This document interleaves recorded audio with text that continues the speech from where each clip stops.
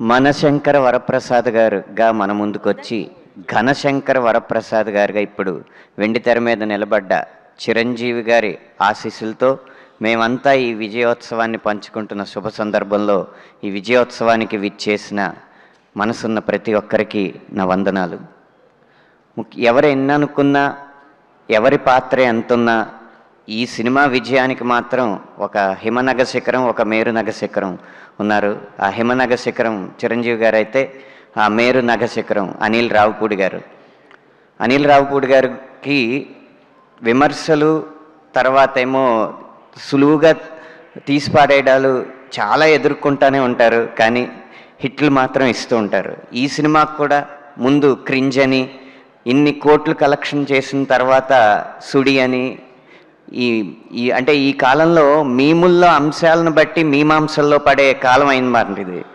అందుకని ఆ మీమ్స్ని చూసి ప్రతివారు ఒక వ్యక్తి మీద ఒక అభిప్రాయానికి వచ్చేస్తుంటారు. కానీ 9 వరుస విజయాలకు కారణం ఏంటంటే అనిల్ గారికి ఏది, ఎప్పుడు, ఎంత, ఎవరి ముందు ఎలా కావాలో తెలిసిన స్పష్టత ఉన్న దర్శకుడు కాబట్టి ఆయనకి 9 విజయాలు వరుసగా వచ్చినాయి.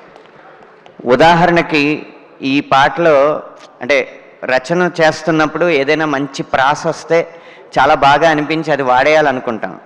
శశిరేఖ పాటలో ప్రసాదు ఓ ప్రసాదు అన్న లైన్ దగ్గర ఒకసారి అన్న తర్వాత రెండోసారి అన్నప్పుడు హీరో పాత్ర నిఘా భద్రతా వర్గాలకు సంబంధించింది కాబట్టి మనం కొత్తగా ఏదైనా రాద్దామని చెప్పి ప్రసాదు ఓ మొసాదు అని రాస్తే, బాబు ఇప్పుడు మొసాదు అంటే ఇజ్రాయెల్కి సంబంధించిన నిఘా వ్యవస్థని ఇప్పుడు ఆడియన్స్ డిక్షనరీలు ఎత్తుక్కుని చూసే అంత సమయం లేదు.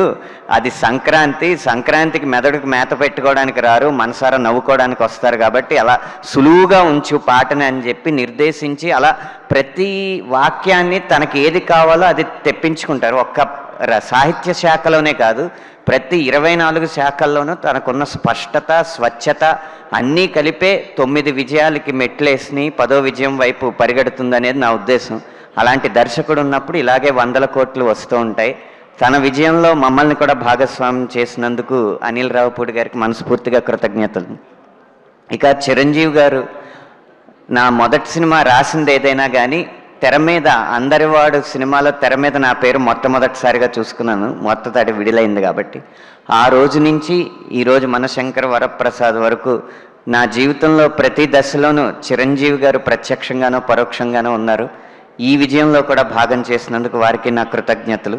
సుష్మిత గారికి నేను సినిమా పరంగా ఇది భాగస్వామ్యం మొదటిసారి, కానీ మీలో ఎవరు కోటీశ్వరుడికి మేము కలిసి పనిచేసాం. ఆనాటి జ్ఞాపకాల నుంచి ఈనాటి జ్ఞాపకాల వరకు ఈ విజయాల్ని పంచుకుంటున్నందుకు మీకు కూడా కృతజ్ఞతలు. ఇలా ఎప్పుడైతే నేను విడుదలకి ముందు మాట్లాడానో, మనశంకర వరప్రసాద్ గారు పండగకి వస్తున్నారనేది ఎంత నిజమో, మనశంకర వరప్రసాద్ గారు పండగ తెస్తున్నారనేది కూడా అంతే నిజం అన్న మాట నిజమైనందుకు సంతోషిస్తూ, ఆయన పండగని ఇలాగే కొనసాగిస్తున్నారు అన్న విషయానికి ఆనందిస్తూ సెలవు తీసుకుంటున్నాను. థ్యాంక్ యూ సో మచ్ అండి. ముగ్గురు లిరిసిస్టులు మాట్లాడుతున్న సమయంలోనే మా మ్యూజిక్ డైరెక్టర్ బీమ్స్ గారు కూడా ఎంట్రీ ఇచ్చారు. వారికి కూడా వెల్కమ్ చెప్పేస్తూ ముగ్గురికి కూడా